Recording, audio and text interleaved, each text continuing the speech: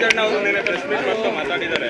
ಡೆಲ್ಲಿ 3 ಜನ ನನಗೆ ಷಡ್ಯಂತ್ರ ರೂಪಿಸಿದ್ದಾರೆ, ಅವ್ರ ಹೆಸರು ನಾನು ಹೇಳ್ತೀನಿ ಅಂತ. ಯಾರು ಇರ್ಬೋದು ಸರ್ ಈ ರೀತಿಯಾಗಿ ಮಾತಾಡೋದು? ಹೈಕಮಾಂಡ್ ಮಾಡ್ತಾರೆ ಅಷ್ಟೊಂದು ಷಡ್ಯಂತ್ರ ನಡೀತಿದೆ ಅಂತ. ಇಲ್ಲ, ಅವರ ಹೇಳಿಕೆಗೆ ನಾನು ಉತ್ತರ ಕೊಡೋದಕ್ಕೆ ಆಗೋದಿಲ್ಲ. ಅವರು ಒಬ್ಬ ಜವಾಬ್ದಾರಿ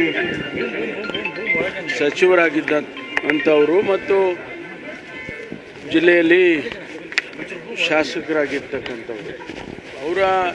ಅವರು ಆ ರೀತಿ ಹೇಳಿಕೆ ಕೊಟ್ಟ ಮೇಲೆ ಅದಕ್ಕೆ ನನ್ನ ಪ್ರತಿಕ್ರಿಯೆ ನಾನು ಕೊಡೋಕ್ಕೆ ಬರೋದಿಲ್ಲ. ಸರ್ ಅಲ್ಲ ಸರ್, ಕಾಂಗ್ರೆಸ್ ಅಲ್ಲಿ ಆ ಥರದ್ದು ಏನಾದರೂ ಇದೆಯಾ ಬೆಳವಣಿಗೆಗಳು?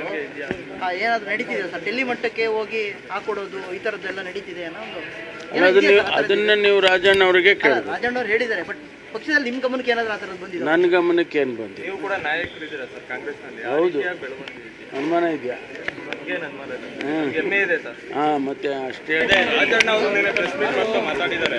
ಡೆಲ್ಲಿ 3 ಜನ ನನಗೆ ಷಡ್ಯಂತ್ರ ರೂಪಿಸಿದ್ದಾರೆ, ಅವ್ರ ಹೆಸರು ನಾನು ಹೇಳ್ತೀನಿ ಅಂತ. ಯಾರು ಇರ್ಬೋದು ಸರ್ ಈ ರೀತಿಯಾಗಿ ಮಾತಾಡೋದು? ಹೈಕಮಾಂಡ್ ಮಾಡ್ತಾರೆ ಅಷ್ಟೊಂದು ಷಡ್ಯಂತ್ರ ನಡೀತಿದೆ ಅಂತ. ಇಲ್ಲ, ಅವರ ಹೇಳಿಕೆಗೆ ನಾನು ಉತ್ತರ ಕೊಡೋದಕ್ಕೆ ಆಗೋದಿಲ್ಲ.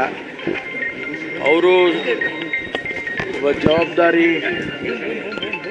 ಸಚಿವರಾಗಿದ್ದಂಥವರು ಮತ್ತು ಜಿಲ್ಲೆಯಲ್ಲಿ ಶಾಸಕರಾಗಿರ್ತಕ್ಕಂಥವ್ರು. ಅವರು ಆ ರೀತಿ ಹೇಳಿಕೆ ಕೊಟ್ಟ ಮೇಲೆ ಅದಕ್ಕೆ ನನ್ನ ಪ್ರತಿಕ್ರಿಯೆ ನಾನು ಕೊಡೋಕ್ಕೆ ಬರೋದಿಲ್ಲ. ಸರ್ ಅಲ್ಲ ಸರ್, ಕಾಂಗ್ರೆಸ್ ಅಲ್ಲಿ ಆ ಥರದ್ದು ಏನಾದರೂ ಇದೆಯಾ ಬೆಳವಣಿಗೆಗಳು? ಏನಾದರೂ ನಡೀತಿದೆ ಸರ್? ಡೆಲ್ಲಿ ಮಟ್ಟಕ್ಕೆ ಹೋಗಿ ಹಾಕೊಡೋದು ಈ ಥರದ್ದೆಲ್ಲ ನಡೀತಿದೆ ಅನ್ನೋ ಅದನ್ನ ನೀವು ರಾಜಣ್ಣ ಅವರಿಗೆ ಕೇಳಿ. ರಾಜಣ್ಣ ಅವ್ರು ಹೇಳಿದ್ದಾರೆ, ಬಟ್ ಪಕ್ಷದಲ್ಲಿ ನಿಮ್ಮ ಗಮನಕ್ಕೆ ಏನಾದರೂ ಆ ಥರದ್ದು ಬಂದಿದೆ? ನನ್ನ ಗಮನಕ್ಕೆ ಏನು ಬಂದಿದೆ? ನೀವು ಕೂಡ ನಾಯಕರಿದ್ದೀರಾ ಸರ್ ಕಾಂಗ್ರೆಸ್ನಲ್ಲಿ. ಹೌದು, ಅನುಮಾನ ಇದೆಯಾ? ಹೆಮ್ಮೆ ಇದೆ ಸರ್. ಹಾಂ, ಮತ್ತೆ ಅಷ್ಟೇ.